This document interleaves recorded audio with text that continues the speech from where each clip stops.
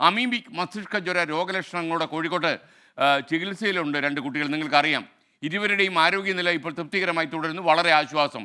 കുളത്തിൽ കുളിച്ചതിന് പിന്നാലെയാണ് രോഗലക്ഷണങ്ങൾ പ്രകടമായത്. എന്നാൽ മറ്റു ചിലർക്ക് കൂടി രോഗം വരുന്നോ എന്നൊരു സംശയം, ഒരു ആവൽശങ്ക ഉണ്ടാക്കുന്നു. രാഹുൽ സുരേഷ് കോഴിക്കോട് നിന്ന് വിവരങ്ങളുമായി ചേരും. Good morning Rahul Suresh. കോഴിക്കോട്ട് ചികിത്സയിലുള്ള ബേബി മെമ്മോറിയൽ ഹോസ്പിറ്റലല്ലേ ആ കുട്ടികൾ ചികിത്സയിലുള്ളത്? ആ കുട്ടികളുടെ നില വളരെ തൃപ്തികരമാണെന്ന് അറിയുന്നു. സന്തോഷം.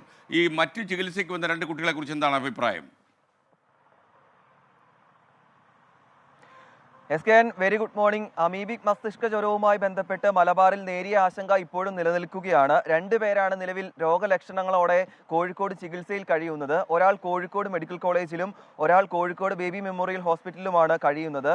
ഈ 2 പേരുടെയും ആരോഗ്യനില തൃപ്തികരമാണ് എന്നതാണ് ഈ ആശങ്കക്കിടയിലും ആശ്വാസകരമായ കാര്യം. ഇതിൽ ബേബി മെമ്മോറിയൽ ഹോസ്പിറ്റലിൽ കഴിയുന്ന 12 വയസ്സുള്ള കുട്ടിയുടെ പരിശോധനാ ഫലമാണ് ഇന്ന് പുറത്തു വരുവാനുള്ളത്. നേരത്തെ ഈ ആശുപത്രിയിൽ തന്നെ പ്രാഥമികമായ പരിശോധന നടത്തിയിരുന്നു. അപ്പോൾ ഈ രോഗം ഉണ്ടെന്ന ഒരു സ്ഥിരീകരണമാണ് ഈ ആശുപത്രിയിൽ നടത്തിയിട്ടുള്ളത്. പക്ഷേ അതിന് ഔദ്യോഗികമായ സ്ഥിരീകരണം നടത്തണമെങ്കിൽ പോണ്ടിച്ചേരിയിലേക്ക് അയച്ചിരിക്കുന്ന സ്രവ പരിശോധനാ ഫലം പുറത്തു വരണം. അതിന്ന് ലഭ്യമാകും എന്നാണ് ആശുപത്രി അധികൃതരുമായി സംസാരിക്കുമ്പോൾ നമുക്ക് ലഭിക്കുന്ന വിവരം.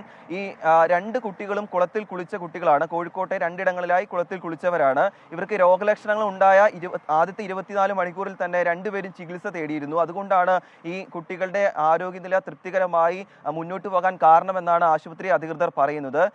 അതേസമയം കഴിഞ്ഞ 2 മാസത്തിനിടയിൽ കോഴിക്കോട്, കണ്ണൂർ, മലപ്പുറം ജില്ലകളിലായി അമീബിക് മസ്തിഷ്ക ജ്വരം ബാധിച്ച് 3 കുട്ടികളാണ് മരിച്ചിട്ടുള്ളത് എന്നതും ഏറ്റവും പ്രധാനപ്പെട്ട കാര്യമാണ്. എന്താണെങ്കിലും നിലവിലെ പ്രത്യേക സാഹചര്യം ആരോഗ്യ വകുപ്പ് നിരീക്ഷിച്ചു വരികയാണ്. SKN.